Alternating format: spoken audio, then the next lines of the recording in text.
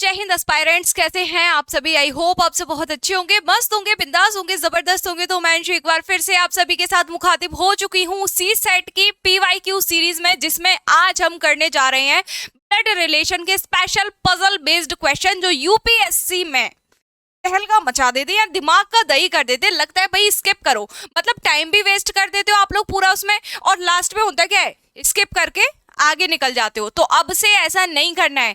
आज हम सीखेंगे कि उन क्वेश्चंस को कैसे समझना है, कैसे पॉइंट बाय पॉइंट उनको पढ़ के एक एक उसकी स्टेप को सॉल्व करना है। Okay, so let's start today session. So question number 1, आज का पहला प्रश्न आपकी स्क्रीन पर है, सभी लोग आंसर करेंगे। भाई पेशेंस बना के रखें, कीजिए भाई, कीजिए भाई आंसर। चलिए, तो क्वेश्चन नंबर 14 वैसे लिखा है क्योंकि हम लोग इससे पहले जो बेसिक कॉन्सेप्ट के जो छोटे मोटे से क्वेश्चन किए थे बेसिक समझने के लिए, इससे पहले वाले पार्ट में जा चुके हैं। ठीक है, उसके आगे से हम कंटिन्यू कर रहे हैं।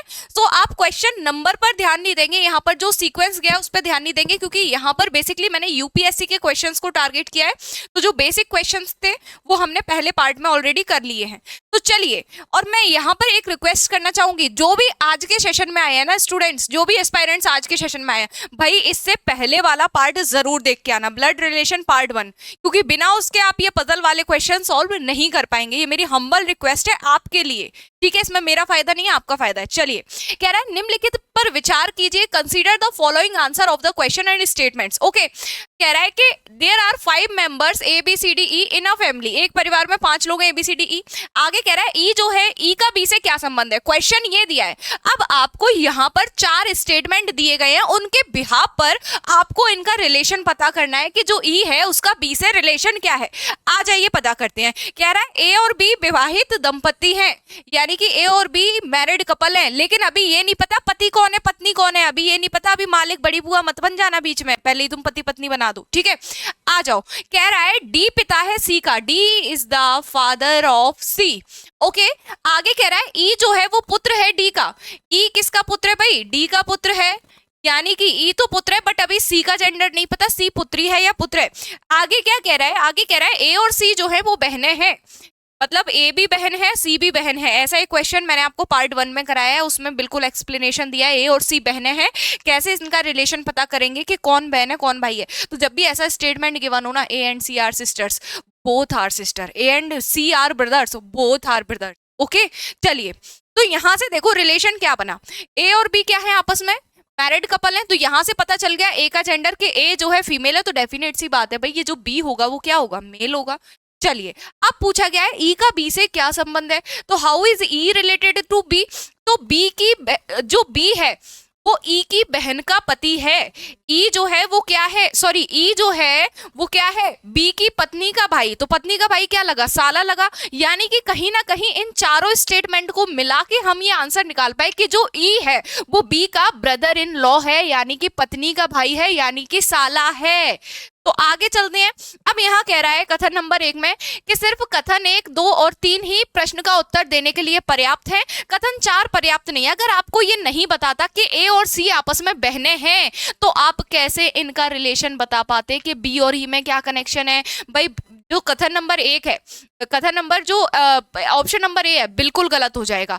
अब आगे क्या कह रहा है, कथन 1, 3 और 4 प्रश्न का उत्तर देने के लिए पर्याप्त है, यानी कि कथन नंबर 2 का ये कह रहा है कि 2 नहीं होना चाहिए था। अच्छा, अगर ये हमें बताता ही नहीं कि डी जो है वो सी का पिता है, तो हम कैसे ये रिश्ते बना पाते कि ये सारे के सारे आपस में भाई बहन हैं, नहीं ना बना पाते ना। क्योंकि यहीं से जब हमें पता चला डी सी का पिता है और यहीं से हमें लिंक मिला कि ई डी का पुत्र है, तो जब डी पिता है सी का और ई पुत्र है डी किसका, डी का, तो यानी कि सी और ई जो है आपस में भाई बहन है। सी और ई का लिंक वहां से मिला और ए और सी का लिंक हमें दिया है, यानी कि कहीं ना कहीं हमें इस वाले स्टेटमेंट की भी जरूरत पड़ेगी क्वेश्चन को बनाने के लिए। आगे कह रहा है सभी चारों कथन मिलाकर प्रश्न का उत्तर देने के लिए पर्याप्त है। भाई ये ऑप्शन बिल्कुल सही है। इन चारों स्टेटमेंट में से अगर एक भी स्टेटमेंट मिस होता है तो डेफिनेटली आप इस क्वेश्चन का आंसर नहीं निकाल पाएंगे। डेटा सफिशिएंसी वाला आपका क्वेश्चन है जो ब्लड रिलेशन को कन्वर्ट करके पूछा गया है। तो ऐसे ही क्वेश्चन यूपीएससी में आपसे भाई पूछे जाते हैं, 2023 में पूछा गया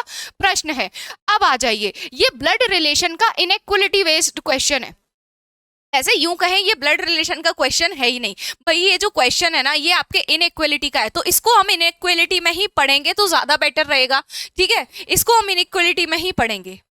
चलिए यहां पर आते हैं क्वेश्चन नंबर 16 पे। आगे क्या बोल रहा है उसको पढ़िए सबसे पहले। P Q R S T U एक ही परिवार के 6 सदस्य हैं। P Q R S T U are 6 members of a family. Q's spouse is R, यानी कि जो क्यू है वो या तो पति है या तो पत्नी है। अब देखो जो स्पाउस वर्ड होता है ना, ये पति और पत्नी दोनों को ही डिनोट करता है। जैसे कजिन हुआ, जैसे सिबलिंग हुआ। कजिन क्या, चचेरा भाई बहन या चचेरी ममेरी भाई बहन, पुपेरी भाई बहन, ततेरी भाई बहन, सबके लिए आता है, मतलब मेल और फीमेल दोनों के लिए आ रहा है। सिबलिंग भी भाई बहन दोनों के लिए आ रहा है। उसी तरीके से जो स्पाउस वर्ड है वो आपके पति पत्नी करता है। तो यहाँ पर ये नहीं पता क्यों या क्यों पत्नी है या पति है, इस बात का निर्धारण नहीं हो पा रहा। फिलहाल यहाँ पर भी जेंडर डिफाइन नहीं हो पा रहा, बट ये पता चल रहा है कि क्यू और आर जो है आपस में मैरिड कपल है। क्यू और आर जो है आपस में मैरिड कपल है, सिर्फ इतना पता चल पा रहा है। टी की माता यू है, जो टी है उसकी मदर यू है। मदर जब यू है तो सिंपल सी बात है कि यू एक फीमेल पर्सन होगी, क्योंकि जो माँ होती है वो फीमेल ही होती है, मेल तो होती। ओके आगे क्या कह रहा है, पीज डॉटर इज टी, यानी कि जो पी है उसकी डॉटर टी है। पी की डॉटर जो है वो टी है, यानी कि यू और पी आपस में मैरिड कपल हो गए। ठीक है, आगे क्या कह रहा है, आगे कह रहा है आर का पुत्र पी है। आर का जो पुत्र है वो पी है। आर यहां पर था, इसका पुत्र हो गया पी, और इसकी पी की पत्नी यू है, और पी का जो भी है बेटा या बेटी टी है। ठीक है, इस परिवार में 2 दंपति हैं, निम्नलिखित में से कौन सा एक सही है। अब देखो ना तो यहाँ टी का जेंडर पता, पी की पुत्री है भाई, पुत्री है टी की जो है पुत्री है। ठीक है, टी का जेंडर पता चल गया मैं। अब यहाँ पर कह रहा है, अब यहाँ क्या कह रहा है, टी जो है या तो टी का दादा या नाना क्यू है। जब क्यू और आर में से हमें जेंडर ही नहीं पता दोनों में से किसी का कि कौन क्या है, तो फिर हम कैसे कह सकते हैं टी का दादा या नाना क्यू है। ये क्यू जो है वो नानी भी तो हो सकती है, हमें जेंडर थोड़ी ना पता है। हमें बस इतना पता है क्यू और आर आपस में मैरिड है, और इनकी जो संतान है वो पी है, और पी की संतान टी है ना। बस इतना ही तो पता है कि क्यू और आर का बेटा पी है और पी की जो बेटी है वो टी है। यानी कि हम ये नहीं निर्धारित कर सकते कि ये दादा है या नाना है। टी की दादी या नानी क्यू है। अब यहाँ पर लिखा है टी की दादी या नानी क्यू, यहाँ से क्यू मिसिंग है, आप लगा लो, मैंने लिख दिया है। ठीक है, तो यहाँ पर अगेन क्यू का जब जेंडर ही नहीं डिफाइन, तो हम कैसे कह सकते हैं अगेन कि ये दादी है या नानी है, तो ये भी नहीं हो सकता। इसका आंसर कह रहा है पी की माता आर है। पी की माता आर है, फिर से कैसे कह सकते हैं भाई, जब क्यू और आर का जेंडर नहीं पता तो इनके बारे में कोई भी स्टेटमेंट आप नहीं दे सकते, ये भी गलत। आगे कह रहा है क्यू की जो ग्रेट ग्रैंड डॉटर है, क्यू की ग्रेट ग्रैंड डॉटर जो है वो टी है। भाई क्यू की ग्रैंड डॉटर हम मान सकते थे कि टी है, ग्रेट ग्रैंड डॉटर का मतलब आप जानते हैं क्या हुआ, हमारे बच्चे हुए, हमारे बच्चों के बच्चे हुए, ग्रैंड सन हमारे, सॉरी ग्रैंड चिल्ड्रन हमारे, फिर उन ग्रैंड चिल्ड्रन के भी जो चिल्ड्रन होते हैं वो हमारे ग्रेट ग्रैंड चिल्ड्रन होते हैं। ओके तो यहाँ पर ऑप्शन नंबर डी जो है वो भी आपका गलत ही माना जाएगा। अगर यहाँ पर ये लिखता कि T is Q's daughter, sorry Q's granddaughter is T, बस इतना लिख देता, तो फिर यहाँ पर ये आंसर आपका राइट हो जाता। ठीक है, प्रपौत्री दोहित्री, यानी कि हमारे जो नाती नातिन हैं उनके भी बच्चे। ठीक, तो यहाँ पर एक भी ऑप्शन आपका ढंग का नहीं मिला, यानी कि एक भी ऑप्शन आपका करेक्ट यहाँ पर नहीं हुआ ऑप्शन नंबर 16 में। लेकिन यहाँ पर अगर हम ऑप्शन नंबर ए और बी को एनालिसिस करें, तो ऑप्शन नंबर ए में बोला है टी का दादा या नाना क्यू है, ऑप्शन नंबर बी में कह रहा है टी की दादी या नानी क्यू है। तो यहाँ से एक निष्कर्ष निकल सकता है आपका क्या, कि या तो ऑप्शन नंबर 1 सही होगा या तो ऑप्शन नंबर 2 सही होगा। ये जो क्यू है या तो मेल होगा या तो फीमेल होगा, 2 ही पॉसिबिलिटी बन सकती है। तो यहाँ पर दोनों पॉसिबिलिटी आपको दी गई हैं।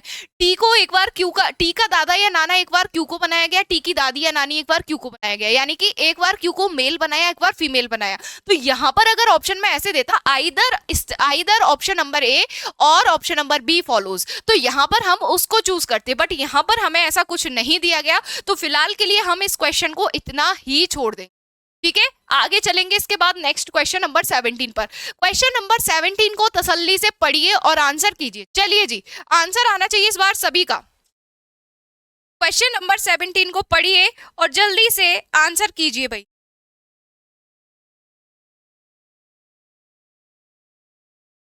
निकालिए जल्दी से क्या आंसर होगा। और भाई इससे पहले जो क्वेश्चन नंबर 16 था इसको यूपीएससी 2022 में पूछा गया था और इसका आंसर क्योंकि एक भी ऑप्शन नहीं था, दैट्स वाई ये क्वेश्चन जो है आपका निरस्त कर दिया गया था। ओके चलिए, अब मतलब इनवैलिड कर दिया था, उस क्वेश्चन को इनवैलिड कर दिया था, उसके फ्री में नंबर मिले थे। अब देखो क्या कह रहे हैं, एक परिवार की 2 पीढ़ियों के 6 सदस्य हैं। एक परिवार में सिर्फ 2 ही जनरेशन है, 2 जनरेशन इन द सेंस एक हमारी जनरेशन, एक हमारे मम्मी पापा की जनरेशन, इसके अलावा कोई तीसरी जनरेशन नहीं है। या तो एक हमारी, एक हमारे बच्चों की होगी, या तो एक हमारी या एक हमारे मम्मी पापा की। सिर्फ 2 ही जनरेशन है, इस बात का विशेष ध्यान रखा जाए। Okay, a family has 6 members of 2 generation. अब मेंबर्स कौन कौन है, P Q R S T U. अब इसमें से 3 are male and 3 are female. Okay, आगे कह रहा है 2 विवाहित जोड़े, यानी कि 2 जो है मैरिड कपल है इसमें, यानी कि 4 लोग ऐसे होंगे जो शादीशुदा होंगे और 2 लोग ऐसे होंगे जो अनमैरिड होंगे। ठीक है, तो 2 औरतें शादीशुदा, 2 आदमी शादीशुदा और 1 औरत और 1 आदमी अनमैरिड। ओके, आगे कह रहा है यू जो है पी की पुत्री है, you is the daughter of P. Next बोल रहा है क्यू जो है आर की सास है। अब जो क्यू है वो किसकी सास है, आर की सास है। ठीक है, सास है तो फीमेल होगी। अब मुझे एक बात बताओ, जनरेशन कितनी है, सिर्फ 2 ही है, यानी कि ये जो पी और क्यू है फिर तो डेफिनेटली आपस में मैरिड कपल होने चाहिए। क्यों, क्योंकि जनरेशन सिर्फ 2 ही है, इन 2 के अलावा कोई और जनरेशन नहीं है। अगर आप यूं बनाओ कि पी जो है कि यू जो है पी की पुत्री है और क्यू जो है आर की सास है, तो आर को यहाँ रख दिया, क्यू को यहाँ रख दिया, तो ये यहाँ पर ये आपकी 3 जनरेशन हो जाएंगी। इसका मतलब आपको सिर्फ 2 जनरेशन अगर बनानी है और 2 मैरिड कपल भी हैं, भाई मैरिड कपल भी 2 ही हैं, तो पहला मैरिड कपल हो जाएंगे पी और क्यू, क्योंकि ये ऊपर वाली जनरेशन में आ गया। अब इनकी नीचे वाली जनरेशन हमें फॉर्म करनी है। ठीक है, पी जो है पति हो गया, क्यू पत्नी हो गई, क्योंकि क्यू सास है तो ये क्या हो जाएगी, फीमेल हो जाएगी। अब जब क्यू फीमेल है तो इसका जो पति होगा वो तो डेफिनेटली मेल होगा, भाई फीमेल फीमेल की शादी तो नहीं होगी। ठीक है, आगे बढ़ते हैं। कह रहा है कि आगे क्या बोल रहा है कि टी जो है अविवाहित पुरुष है। भाई टी की शादी नहीं हुई, टी की शादी नहीं हुई, यानी कि टी कहीं ना कहीं या तो इनका भाई होगा या देवर होगा या जो भी कुछ हो, है ना। आगे कह रहा है एस एक पुरुष है। अब एस अगर एक पुरुष है तो डेफिनेटली उसका कनेक्शन कहीं ना कहीं आर से होगा। जो एस है उसका कनेक्शन कहीं ना कहीं आर से होगा। अब मैंने ये कनेक्शन आर से क्यों बनाया, सोचो जरा, दिमाग पे जोर डालो। मैं इसका कनेक्शन यू से भी तो बना सकती थी, मैंने आर से ही क्यों बनाया कि क्यू जो है वो आर की सास है, क्यू जो है वो आर की सास है, तो डेफिनेट सी बात है ये जो एस है क्यू का बेटा रहा होगा और ये आर जो है क्यू की बहू रही होगी। क्योंकि क्या बोला गया है, यहाँ पर 3 मेल हैं और 3 ही फीमेल हैं, तो एक फीमेल ये मिल गई, एक फीमेल ये मिल गई। अब एस के बारे में क्या बोला गया कि एस पुरुष है और टी भी पुरुष है, तो डेफिनेट सी बात है ये जो आर है ना ये फीमेल ही बचेगी। अब इसके पास फीमेल होने के अलावा कोई ऑप्शन है ही नहीं, क्योंकि पी भी मेल, टी भी मेल, एस भी मेल, भाई 3 मेल तो यहाँ पर हमें मिल चुके हैं, 3 फीमेल चाहिए, तो तीसरी फीमेल आर होगी। अब जब आर की सास क्यू है तो डेफिनेट सी बात है भाई उसका कोई ना कोई बेटा भी रहा होगा।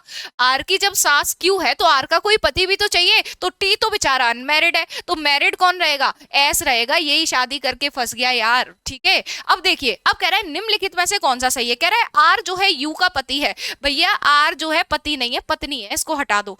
आर एस की पत्नी है, हाँ जी भाई ये बात बिल्कुल सही लग रही है। कह रहा है एस अविवाहित है, भाई बहुत गलत बात है। कह रहा है उपर्युक्त में से कोई नहीं, भाई तुम तो जाओ अपने रास्ते में, पतली गली से निकल लो। ऑप्शन नंबर बी हमें राइट मिल चुका है, तो ऑप्शन नंबर बी को टिक करेंगे और हम भी आगे निकल।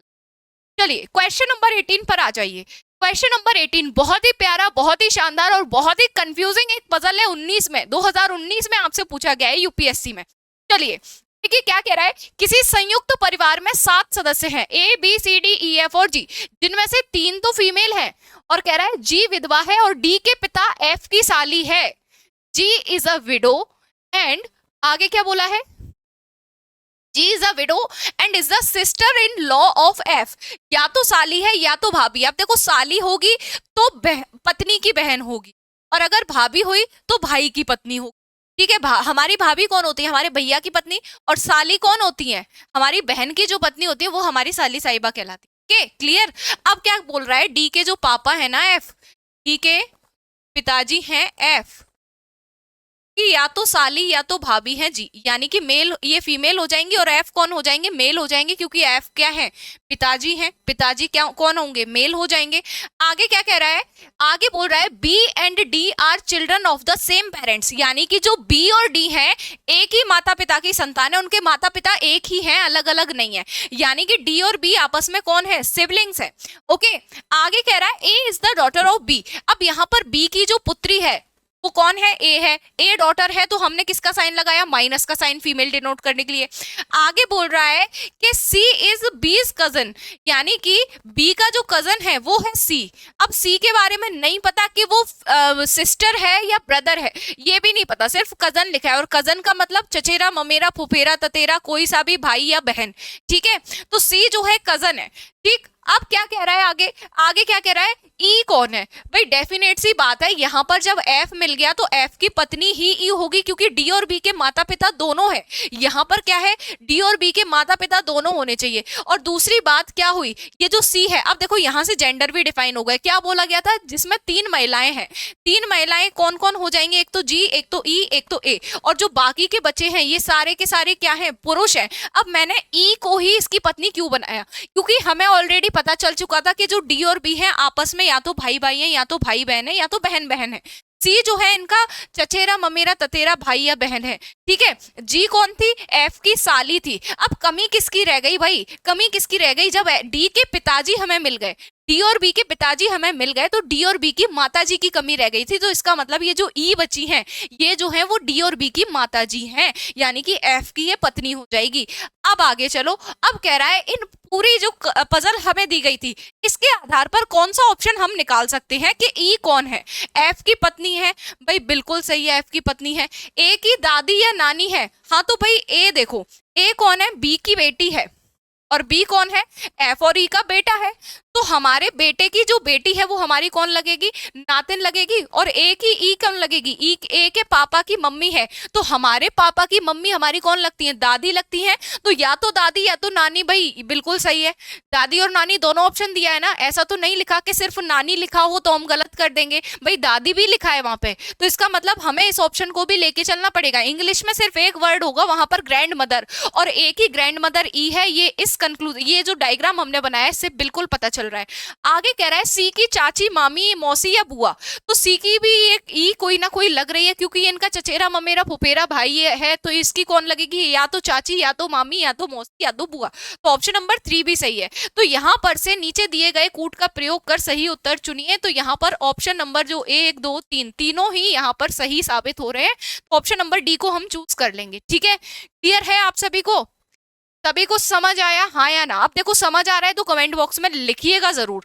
और इससे पहले जो सेशन गया था मैंने उसमें भी आपसे पूछा था अगर कहीं पर भी कोई भी दिक्कत समस्या परेशानी हो तो मुझे जरूर बता देना, अगले सेशन में मैं आपकी दिक्कत समस्या परेशानी निपटा दूंगी। और मैं यहाँ पर भी बोल रही हूँ, आपको कोई भी समस्या हुआ करे ना, आप कमेंट बॉक्स में वो लिख दिया करो, मैम ये क्वेश्चन नहीं समझ में आया या ये दिक्कत है, तो मैं उसको अगले सेशन में फिर समझा दिया करूंगी, आपको दोबारा से एक बार एक्सप्लेन कर दूंगी, ठीक है।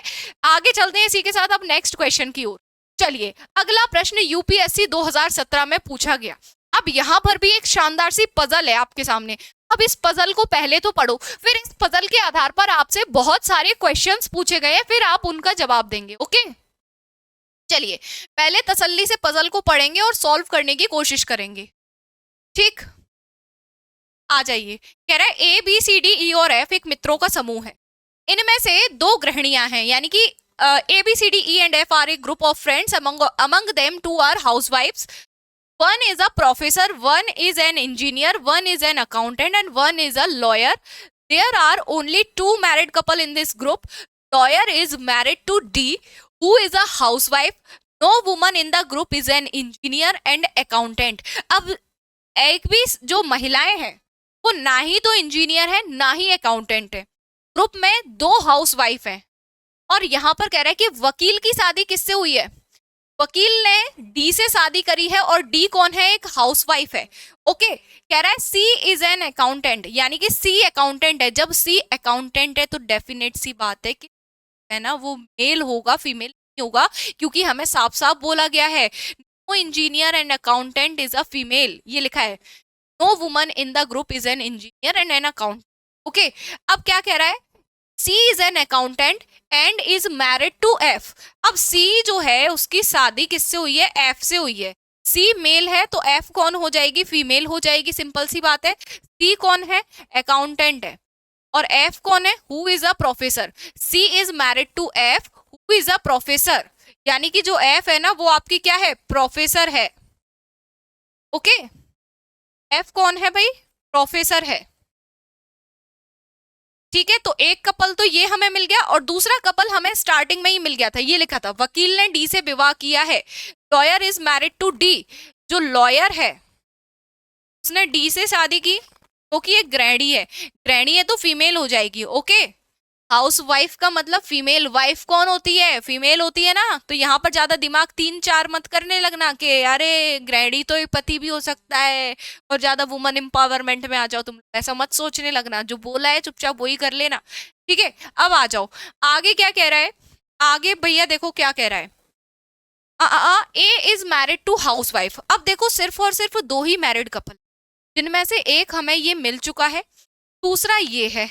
कह रहा है A is married to housewife, यानी कि कहीं ना कहीं ये जो लॉयर है यही आपका ए है, क्योंकि इसकी शादी गृहिणी से हुई है, और सिर्फ दो ही मैरिड कपल है, जिनमें से सी और एफ हमें मिल चुका है। दूसरा लॉयर और डी थे। इसका क्या मतलब निकल के आ रहा है कि ए जो है गृहिणी से विवाहित है, तो इसका मतलब ये है कि जो लॉयर है वही आपका ए है।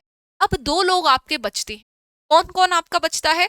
एक तो ई बचा है और एक डी बचा है, ठीक है। अब कह रहा है ई जो है हाउसवाइफ नहीं है, सॉरी डी नहीं बचा है, एक तो आपका ई बचा है और एक आपका बी बचा है। तो जब ई हाउसवाइफ नहीं है तो ये जो बी है यही आपकी कौन होगी? हाउसवाइफ होगी। और ई आपका कौन हो जाएगा? इंजीनियर बचा है ना, तो ये इंजीनियर हो जाएगा। ये हाउसवाइफ है तो ये कौन हो जाएगी? फीमेल हो जाएगी। इंजीनियर है तो ये क्या हो जाएगा? मेल हो जाएगा, क्योंकि कोई भी इंजीनियर क्या नहीं है? वुमन नहीं है, ठीक है। अब आगे चलते हैं, कह रहा है कि निम्नलिखित में से कौन एक विवाहित दंपति है? तो विवाहित दंपति जो मैरिड कपल थे वो एक तो सी और एफ थे, और एक आपके ए और डी थे। अब इनमें ऑप्शन में देखो कौन गिवन है। ऑप्शन नंबर डी में आ रहा है ए और डी, तो ऑप्शन नंबर ए और D will be the right answer. E का क्या पेशा था मेरे भाई? ई जो था वो इंजीनियर था। लास्ट में ई और बी बचे थे, जिनमें से लिखा था कि ई एक गृहिणी नहीं है, तो सिंपल सी बात है ई क्या हो जाएगा? इंजीनियर हो जाएगा। आगे चलो, कह रहा है समूह में कितने पुरुष हैं भैया? 3 पुरुष निकल कर आए थे समूह में, option number B right answer हो जाएगा। ये पूछा गया है आपसे यूपीएससी 2014, इसको सॉल्व करो, और ये पजल भी है। और आज का जो सेशन है हमारा टोटली पजल बेस्ड वाला क्वेश्चन, पजल बेस्ड वाले क्वेश्चन यहाँ पर रखे गए हैं। यूपीएससी एग्जाम को टारगेट करते हुए टोटली पजल बेस्ड ये सेशन मैं आप लोगों के लिए लेकर आई हूं। चलिए, यहाँ क्या कह रहा है? ए बी सी डी ई और एफ एक परिवार के सदस्य है। वे क्रमशः इंजीनियर, आशुलिपिक, डॉक्टर, ड्राफ्ट्समैन, विधिवक्ता और न्यायाधीश हैं, बट सेम सीक्वेंस में नहीं है। वो तो हमें पता है भाई, सेम सीक्वेंस में होंगे तो हम इजीली सॉल्व कर देंगे, ठीक है। अब आगे कह रहा है इंजीनियर ए महिला आशुलिपिक से विवाहित है। जो आपका इंजीनियर है वो किससे विवाहित है मेरे भाई? स्टेनोग्राफर से। आशुलिपिक को हम इंग्लिश में क्या बोलते हैं? स्टेनोग्राफर बोलते हैं। क्लियर? अब चलिए आगे चलते हैं, आगे क्या बोला गया है? आगे आपसे बोल रहा है न्यायाधीश जो है विधिवक्ता से विवाहित है। न्यायाधीश जो है आपका विधिवक्ता से विवाहित है। ओके, चलिए, और आगे क्या बोला गया है कि ड्राफ्ट्समैन एफ बी का पुत्र एवं ई का भाई है। विधिवक्ता सी की पुत्र वधु है। विधिवक्ता जो है सी की पुत्र वधु है। डॉक्टर ई अविवाहित है। डी जो है एफ की दादी है। परिवार में सिर्फ और सिर्फ 2 ही मैरिड कपल हैं, ठीक है। तो अब आपकी बारी है दिमाग के घोड़े दौड़ाने की। यहां पर मैं आपको टाइम देती हूँ 1 मिनट का। 1 मिनट का समय है आपके पास इस पजल को सॉल्व करने के लिए, क्योंकि ये आज के सेशन की आखिरी पजल है, इसलिए अब आपको मौका दे रही हूँ। इतनी पजल सॉल्व करने के बाद अब दिमाग के घोड़े दौड़ाओ और आंसर निकालो भैया इसका। चलो जल्दी से, योर टाइम स्टार्ट्स नाउ। जल्दी से आंसर करेंगे।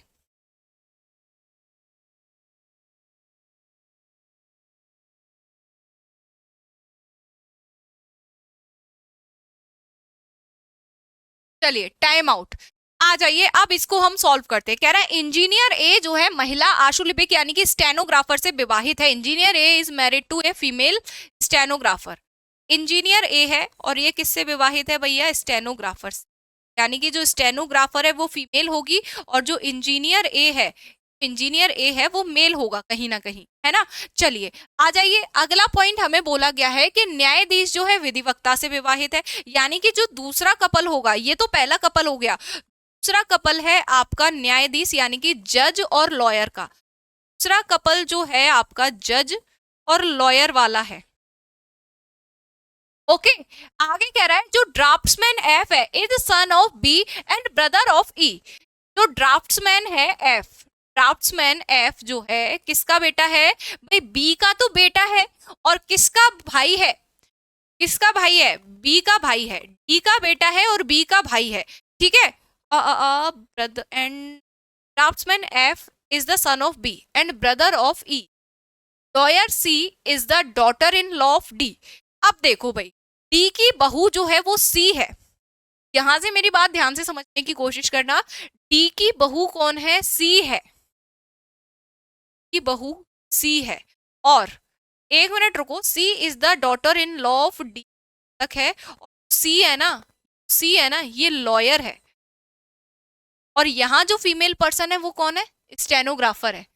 यानी कि ए जो है कौन है, इंजीनियर है, सी आपका लॉयर है और सी किससे विवाहित है भैया, जज से विवाहित है। और सी कौन है, डॉटर इन लॉ है, यानी कि ये बहू है। तो कहीं ना कहीं स्टेनोग्राफर है वो डी है, यानी कि सी है ना, इस डी की बहू है। और सी का जो इस डी, ए और डी का बेटा है वो जज है।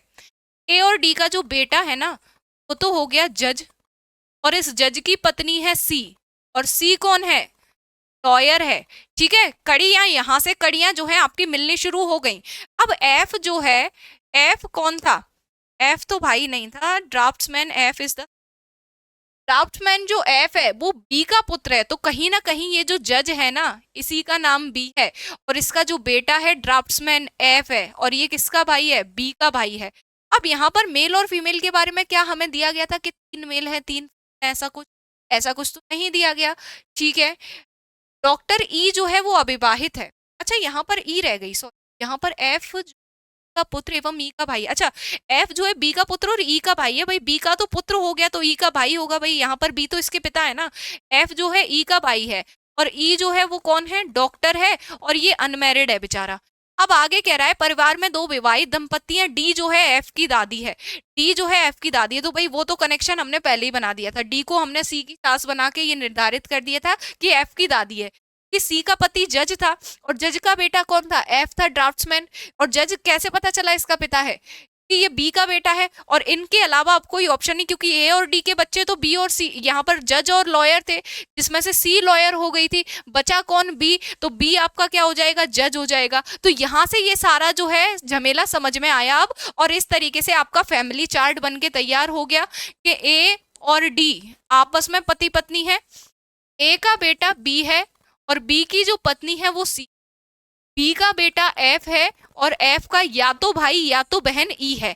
अब यहाँ से ई का जो जेंडर है वो डिफाइन नहीं हो रहा है, ई का जेंडर नहीं पता, बाकी सबका जेंडर पता चल गया, बाकी सबका जेंडर पता चल गया। ए इंजीनियर है, डी स्टेनोग्राफर है, बी आपका जज है, ई आपका कौन है, लॉयर है, ई आपका डॉक्टर है, और एफ कौन है, ड्राफ्ट्समैन, ठीक है। तो यहां से ये सारा आपका सॉल्यूशन निकल के आ गया। अब क्या पूछ रहा है, अब क्या पूछ रहा है, आते हैं तसल्ली। कह रहा है बी का व्यवसाय क्या है, बी कौन था, बी लॉयर का पति था, और लॉयर का पति था, जज था। तो ऑप्शन नंबर ए न्यायाधीश यानी कि जज will be the right answer. कह रहा है निम्नलिखित में से कौन दंपत्ति हैं, शादीशुदा लोग कौन, बी की शादी सी से हुई थी, ए की शादी से हुई थी। तो यहां पर देख लो ए डी और बी सी दोनों दिए गए हैं, तो option number C A D और बी सी दोनों द राइट आंसर, ठीक है। ऑप्शन नंबर सी आपका राइट आंसर हो जाए। दो कह रहा है डी का ऑक्यूपेशन क्या है, डी का ऑक्यूपेशन क्या है भाई, डी कौन थी, सासू माँ थी, सासू माँ कौन थी, स्टेनोग्राफर थी। तो लगाओ option number B, option number B will be the right answer. चलो भाई यूपीएससी 2018 का ये प्रश्न, अब ये प्रश्न मैं आप लोग के छोड़ रही हूँ। इतने बढ़िया बढ़िया आज हमने शानदार पजल सॉल्व किए, तो उन पजल्स के आगे ये क्वेश्चन कुछ भी नहीं है। तो जल्दी से इस क्वेश्चन का आंसर कमेंट बॉक्स में फेंक के मारो। मैं बेसब्री से इंतजार कर रही हूँ आज के सेशन होने के बाद, कल और आज का बहुत ही बेहतरीन सेशन होने के बाद अब मुझे आप लोग का इंतजार है कि डेफिनेटली आप में से सभी लोग इस क्वेश्चन का आंसर कर पाएंगे, और जिनका आंसर आएगा ना वही समझ लेना वही फ्यूचर एस्पायरेंट है भैया, वही फ्यूचर आईएएस है। एस्पायरेंट्स तो देखो सभी हैं, फ्यूचर आईएएस कौन है? जो इस क्वेश्चन का आंसर कर देगा। तो इस क्वेश्चन का आंसर तो मुझे आप सभी से आने की उम्मीद है। देखते हैं कि कौन कितना पंक्चुअल है, कौन कितना सिंसियर है अपनी पढ़ाई को लेके। तो होमवर्क का ये क्वेश्चन है, आप सभी इसका आंसर करेंगे। तो मिलते हैं अब नेक्स्ट सेशन में एक नए टॉपिक के साथ। तब तक के लिए जय हिंद, जय भारत, लव यू ऑल।